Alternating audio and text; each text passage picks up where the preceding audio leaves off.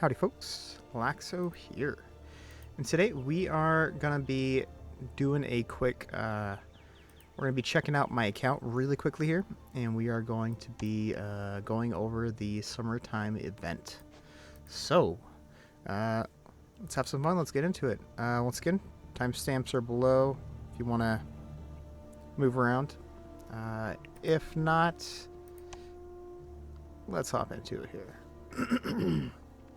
First up, I have not really been playing too much.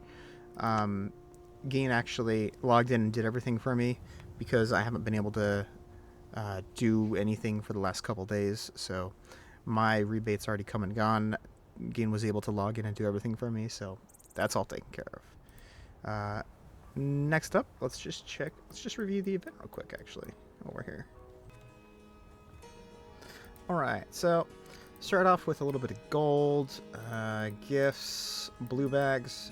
Blue bags are good, purple bags are bad. Always remember that. Soul orbs, unfortunately, not what you want to see. You want to see omnis, but no luck there. Shells, always good. I think everything looks pretty normal as usual. It'll be at a 220. 220? Okay, so we do get the tokens and the character shards, which is good. Always pull for Kira. That is what you always want to do, is pull for Kira if you can get him. Minimum is usually 220. Always want to go for 220. Used to be a war soul here. No longer have it. It is what it is. Lazy devs, that's what you get. Next up is the weapon at 300, which is good. If you can get 300, do it. 350 is probably the most ideal, maybe. No, honestly, 220 is the best. Get to 220, stop there. If you really want to keep on pushing, go for 350, and so on and so forth. Go right ahead. But 220 is always the marker. 450, if you get to 400, stop there. Definitely don't go to 450. 500 probably won't get there, but 400, stop there. Don't really push to 450. That's usually the plan. With that, let's go ahead and let's go and talk about Kira now. Okay. So Kira, I got him at 7-star. If you want to take a look at my hones real quick, go right ahead. Hones are pretty good on him. I did roll pretty good with him. I usually like to keep him in the back row. It's usually the best spot to put him. Not so much in the front row because he's not really a super tanky character. He's decent, especially if you can get his rage attack off. He's decent, but I usually keep him in the back row. War Souls.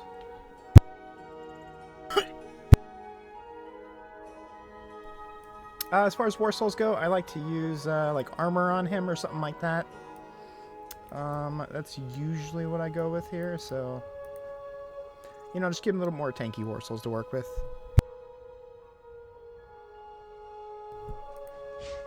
Let's go and take a quick look at his skills here. Deals damage to a single enemy plus additional damage equal 8% of the target's max HP if the enemy has any stacks of soaked on them. Not to exceed 200%. Okay. So you get soaked from his rage attack. Sorry, my voice is a little bit weird right now. I have a sore throat, so sorry about that. Deals damage to all enemies. Summertime Kira inflicts soaked on all enemies. Soaked reduces healing received rate by 60%. Crit chance increases your crit chance by 20%. I'm sorry. Yeah, crit chance by 20%.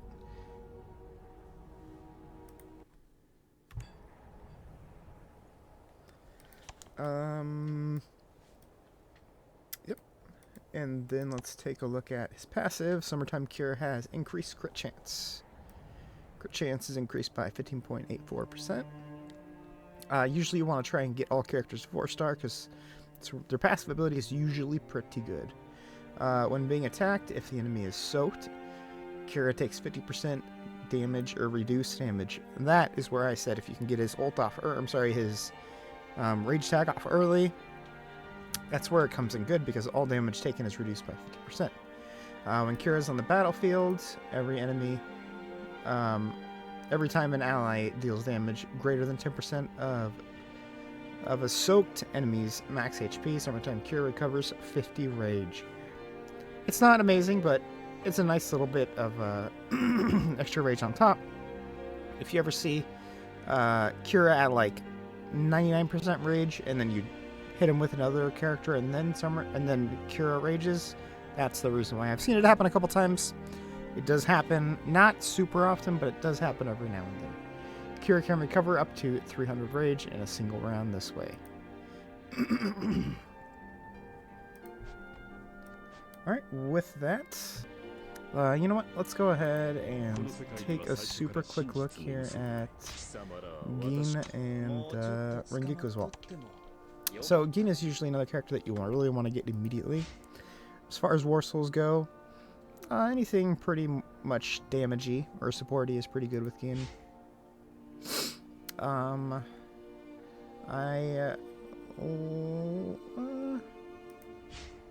Yeah, I do like to run War Soul Rage on him because when he does use Mastery Skill, it hits for quite a bit. You'll see here in a minute why. And Compass War Soul is good just to get some extra damage reduction because he does Rage first round. With that, let's go ahead and take a look at his skills here. Mastery Skill. Deals damage to an enemy, 20% additional damage for each 100 points of Rage Gin currently has, not to exceed 120%. So, yeah, that's the reason why he does a ton of damage with his Mastery Skill, because because when he has a lot of Rage, he hits a lot harder. So you put on War Soul of Rage, does even more damage with his Mastery Skill. With that, his Rage attack is the reason why we all know and love Gin. Deals damage to the enemy back row with an 80% chance to steal 200 Rage from targets to himself, and transfers 80% of the stolen Rage to the ally with the highest attack except Gin. If the targets have less than 500 Rage after his Rage attack, Gin deals additional damage to the targets equal to 100% of his attack. Now, 100% of his attack isn't too much. It's usually maybe like an extra 100k or something, 200k, which isn't bad, but not amazing. So that's the reason why you have him go first, and then if he gets 3 Rage reductions, which is very likely. I'm not going to say all the time, but it's very likely. Then the next highest Rage character, or the next highest attack character, rages immediately after. So that's the reason why we all love Gin. And that's the reason why you really want his weapon, because if you don't have his weapon, it goes from 80% to 50%. So that's the reason why. You need his weapon in order to get the next character to rage. Next up is passive. While Gin's in the battlefield, the ally back row has increased damage rate, block pierce chance. When Gin HP is above 50% healed, he deals 30% increased damage. Huge. So when he has a lot of HP and he has a lot of rage, that's when he hits the hardest, and he does a lot of damage too, especially if you have on, once again, the War Soul of Rage. He could deal up to what this is. Master skills have a increased damage by 62.5% plus up to 120%, and then you get an extra 30% here. So you could be doing close to 200% damage with his mastery skill, which is insane. So quite a bit. Again, these are multiplicative damage counters, not additive. So everything I said, multiply it, don't add it. Next up, we have Rangiku. Once again, Rangiku, great character. Early game, she's a great tank. She just sits there and tanks forever. Later in the game, she still sits there and tanks forever. Let's be honest, she's a beast either way. As far as War Souls go, I do like to keep her a bit tanky. She is a bit tanky in her kit, but I do like to have tanky Warsals on her. I do like to have her rage quite a bit, so anything that can assist in that is always the best option for her. As you can see, I have Gingerbread on her to keep the healing rate of the enemy down, because I do have her rage quite a bit. And of course I have Peaceful Warsal on her just so she can always get the shield and lower her effect, or I'm sorry, increase her effect reduction so she doesn't get hit with any kind of CC. These are optional. Obviously you have you have other options, like, as I said, anything to help her rage often or to keep her tanky, obviously. With that, let's go ahead and, oh, this is her. If you want to take a look at her, of course I only have a weapon out blue, but everything else is, I'm trying to get everything gold, especially her HP bonds. So when I can get around to that, I will, but till then, let's go ahead and take a look at her kit here. First up, we have her Mastery Skill, deals damage to a single enemy and reduces the target's damage reduction rate by 15%, block chance by 30% for 2 rounds. That's really good, especially if she's doing that to the enemy in the front row. It just makes them so easy to kill after that. So, Mastery Skill, very, very good. Rage is where she really shines. So let's take a look at that. Deals damage to all enemies, reduces the attack of all targets by 15% for 2 rounds. Rangiku gains morale for 2 rounds. Dispel all debuffs from allies, period. So let's just say she's the only one that doesn't have a debuff on her, or she's the only one that's not CC'd, which is the reason why we have on Peaceful Warsal. She then removes all the CC, all the debuffs from the entire team, and then restart. So that is the reason why that is so good. And morale, of course, we're going to look at that. Damage reduction rate is increased by 15%. When being attacked by basic attacks, master skills, there is a 60% chance to reduce the enemy's rage by 200.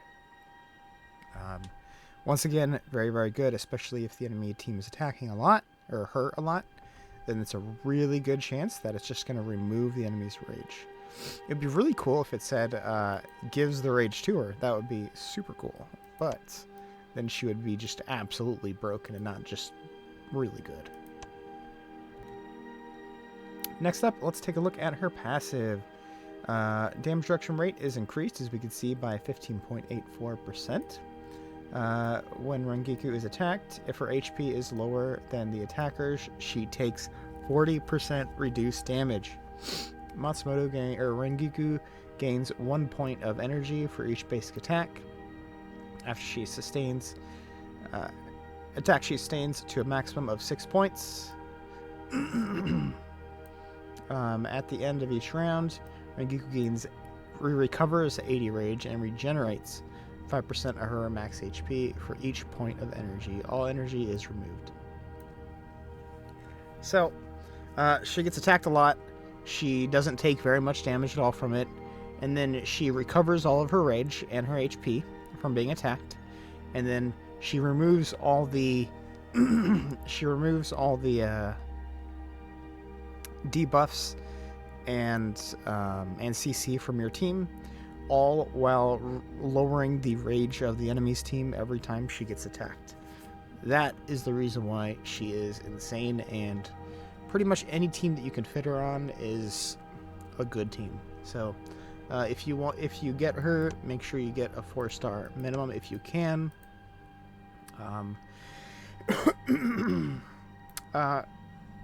Her weapon is very good, but it's not 100% mandatory because you still get all the debuffs removed. So either way, still really, really good. Still really, really good weapon if you can get it. And yeah, as you can see, that is what I have on her. As far as her hones go, I don't have any hones on her because she's not 7-star, unfortunately. with that, I actually didn't show you Gein's Hones, so let's take a look at his. I have him at 7-star for sure. I don't think I spent too much time on his Hones. I only did a couple rolls. As you can see, Block Pierce and Crit Strength is the way to go, or I went with him. I should probably remove Crit Strength and re-roll it. Probably should, but I think it's fine as is. 5%. I'm sorry, that's about close to 8%, 9%. Block Pierce, which is pretty good. Crit Strength is just extra. Obviously, he doesn't crit very often because he only has a 48% crit chance. And then the enemy's crit resist chance is usually around that, if not more. So probably a 0% chance to crit, but we're not doing him for damage on the back row. We're doing him more so for the utility and for the rage recovery. With that, guys, I think that's pretty much it here. Yeah. Once again, if you're doing this, you want to get to at least 220 minimum, and don't go any further than 400 unless you plan on just dumping hundreds and hundreds of dollars into the game. Then do what you want to do.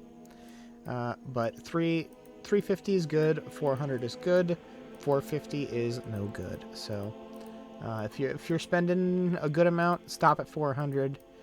If not, everyone else that plays should get a minimum of 220 if you can.